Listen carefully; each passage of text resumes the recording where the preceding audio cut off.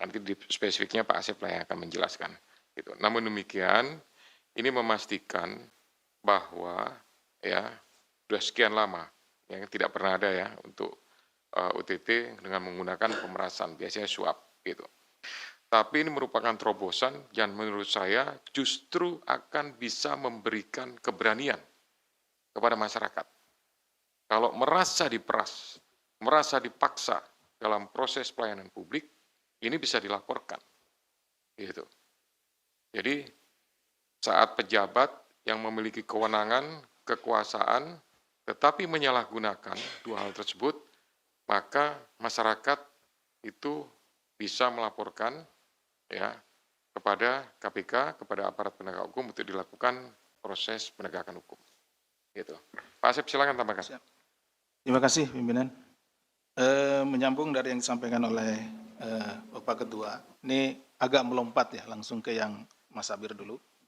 Jadi benar bahwa selama ini kebanyakan, bukan tidak pernah 12E itu juga ada pernah beberapa kali.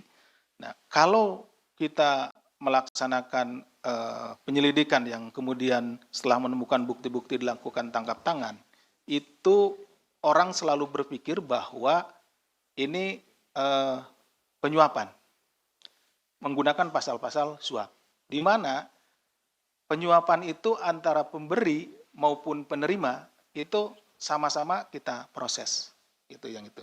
Padahal kebanyakan di lapangan gitu ya, dalam prakteknya si pemohon ini dari masyarakat ataupun dari perusahaan, mereka sudah lengkap, sudah melengkapi persyaratan dan lain-lain, tetapi karena si oknum penyelenggara negara ini menginginkan sesuatu, lalu tetap mempersulitnya, harus menyerahkan atau memberikan sejumlah uang. Nah, ini akan menjadi kemudian salah ketika kita menerapkan pasal suap, karena mereka sesungguhnya sudah melengkapi dokumen-dokumen, persyaratan dan lain-lain, dan akhirnya kalau kita kenakan suap, gitu ya, itu dua-duanya kan harus diproses, dan ini akan memberikan efek negatif terhadap penegakan hukum tindak pidana korupsi. Pertama, salah penerapan pasal. Yang kedua, menjadi keengganan bagi para pihak. Yang sebenarnya mereka kan diperas nih. Saya takut lapor. Kenapa? Karena nanti kan diterapkan pasal suap. Saya jadi tersangka juga gitu kan. Nah, seperti itu. Padahal kalau dengan pasal pemerasan, yang menjadi tersangka adalah pihak yang melakukan pemerasan. Gitu. Ini seperti tadi disampaikan oleh Pak Ketua, mudah-mudahan ini menjadi trigger supaya masyarakat dalam pengurusan ya apapun itu yang merasa sudah melengkapi persyaratan gitu ya, persyaratan yang sudah lengkap dan lain-lain, lalu masih diminta sejumlah uang oleh oknum, segera laporkan. Itu adalah pemerasan. Yang melaporkan tidak akan kena. Seperti itu. Nah, jadi jangan takut nanti, wah nanti kalau saya lapor malah kena penyuapan. Gitu. Akhirnya saya juga ikut jadi tersangka. Nah, itu seperti itu. Nah, ya Mas Sabir. Kemudian tadi sudah dijawab sendiri oleh Mas Sabir terkait penggunaan pasal 12B besarnya. Ada penerimaan-penerimaan lain nanti yang tidak bisa para tersangka ini jelaskan dari pendapatan-pendapatan yang sah gitu ya, sehingga itu bisa masuk ke penerapan pasal itu. TPPU.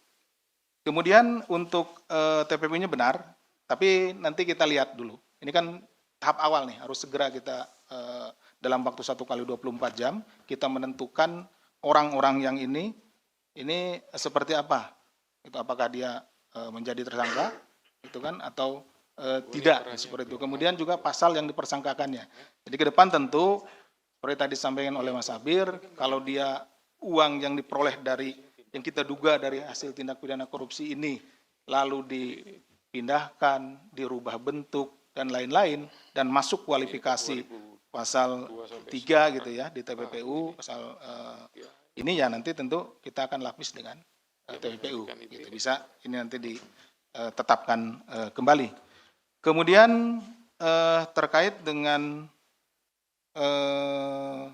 tadi saudara IEG ini, sebagai di dalam jabatannya sebagai wakil menteri itu ada punya fungsi kontrol. Seharusnya setelah dia tahu bahwa ada proses yang tidak benar di dalam pengurusan K3 ini, sertifikasi K3 ini, dengan kewenangan yang dimilikinya, dia harusnya segera melakukan upaya untuk memberhentikan atau menghentikan proses-proses pemerasan ini. Tetapi pada kenyataannya justru setelah dia mengetahui kemudian dibiarkan, bahkan meminta ya, karena ada sejumlah uang, kemudian juga ada motor gitu ya dari sana. Nah di sanalah gitu, fungsi kontrolnya tidak dijalankan, kewenangan yang ada pada dirinya itu tidak dijalankan seperti itu. Itu mungkin tambahan dari kami. Terima kasih. Ya, saya tambahkan dikit tadi yang kurang ya. Peran daripada GAH tadi ya, pertanyaannya. Ini sebenarnya menggantikan IBM yang bersangkutan itu. Jadi IBM karena ada temuan Inspektorat Jenderal di Kementerian Tenaga Kerja yang menyatakan bahwa proses K3 itu ada yang disalahgunakan, makanya dia dipindahkan. Itu, tapi masih berperan, nah digantikan oleh GAH itu. Nah, tapi apa yang dilakukan hampir sama dengan IBM gitu, dengan tetap memanfaatkan para PJ K3. Itu tambahannya. Baik, terima kasih Pak Ketua dan Pak Deputi atas penjelasan dari 3 penanya ya.